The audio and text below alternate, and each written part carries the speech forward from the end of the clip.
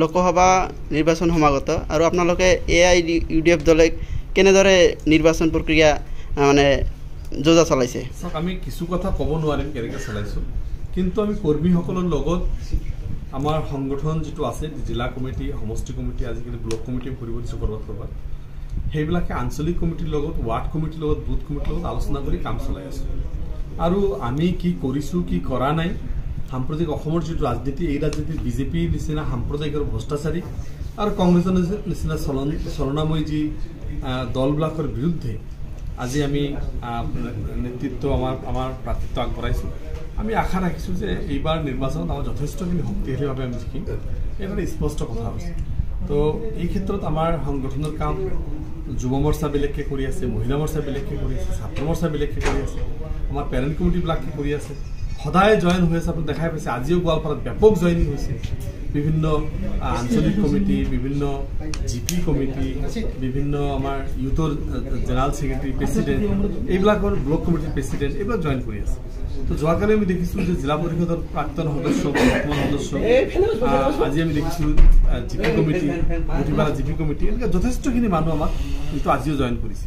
তো সদায় daily joining চলি আছে। আপোনালোকে খালি ইয়াতেই নহয়, কৰিমগঞ্জত চাওক জইনিং চলি আছে, নগাঁৱত চাওক জইনিং চলি আছে।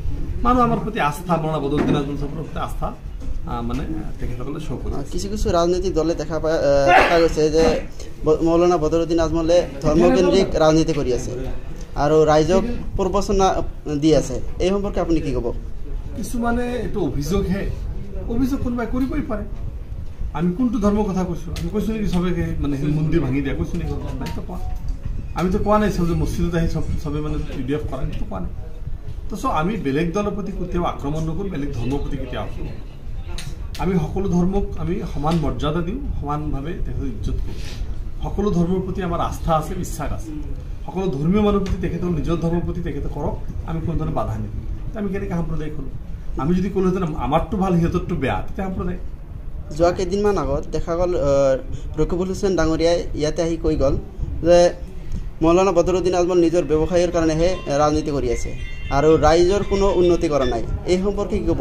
মৌলানা বদৰুদ্দিন আজমলে ধুবুৰী লোকসভা নিৰ্বাচনত জয়ী হৈ ৰাইজক প্ৰবচনা দি আছে নে উন্নয়নৰ ৰাজনীতি কৰি আছে?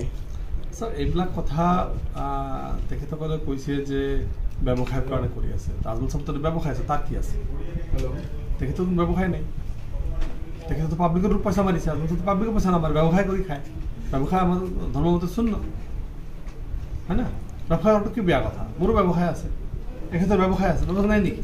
এই পানী বটল তেখেতৰ ব্যৱসায়, ইনকাম কৰিছে, ৰুজি কৰি আছে এইটো।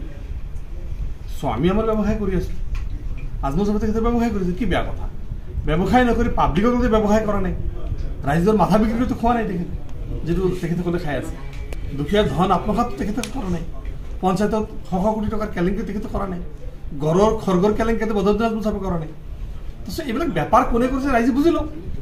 মৌলানা বদৰুদ্দিন আজমল চাহাবে যদি ব্যৱসায় কৰিলে ভুল হয়, তো এইটো তেখেতে কৰক, কেনেকৈ কৰে।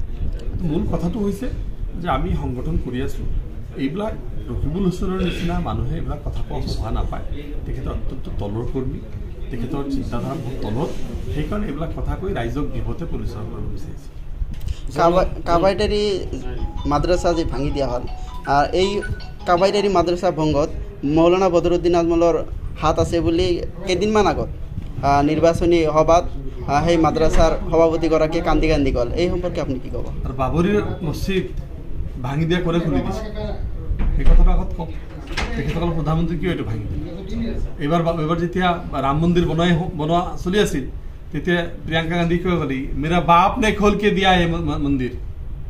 সেইটো দলত ভোট দিব লাগিব নেকি? আৰু কাবাইটাৰী কিহৰ কাৰণে ভাঙিছে, বৰপেটা কিহৰ কাৰণে ভাঙিছে, মৰিগাঁও কিহৰ কাৰণে ভাঙিছে, এই কথাবিলাক তেখেতসকলে ভালকৈ জানিব। আৰু আমি বন্ধহে কৰিছোঁ, খৰমুজা ভাঙিব গৈছিলাম, বন্ধ কৰা নাই নেকি? বাকী অসমৰ বেলেগ বেলেগ জাত ভাঙিব বন্ধ কৰা নাই নেকি? এইবিলাক কৈ তেখেতসকলে সস্তীয়া ৰাজনীতি কৰিব বিচাৰে। এই সস্তীয়া ৰাজনীতিৰ কাৰণে এইবিলাক কথা কৈ থাকে, ৰাইজে ইয়াত কতো আগন্তুক নিৰ্বাচনত ধুবুৰী লোকসভাৰ পৰা আপোনালোকে কিমান ভোটত জয়যুক্ত হ'ব? ৰাইজে দিব, আমি আশা ৰাখিছোঁ 7 লাখৰ ওপৰত। আৰু কণ্টেষ্ট কাৰ মাজত হ'ব? আমাৰ লগত কাৰো কণ্টেষ্ট নহয় ছেকেণ্ড আৰু থাৰ্ডৰ কাৰণে কণ্টেষ্ট হ'ব বহুত তলত মই এই কথা অলপ আগতে ক'লোঁ বহুত তলত ছেকেণ্ড আৰু থাৰ্ডৰ কাৰণে কম্পিটিশ্যন হ'ব ফাৰ্ষ্টৰ লগত ছেকেণ্ড আৰু থাৰ্ডৰ কম্পিটিশ্যন নহয় ঠিক আছে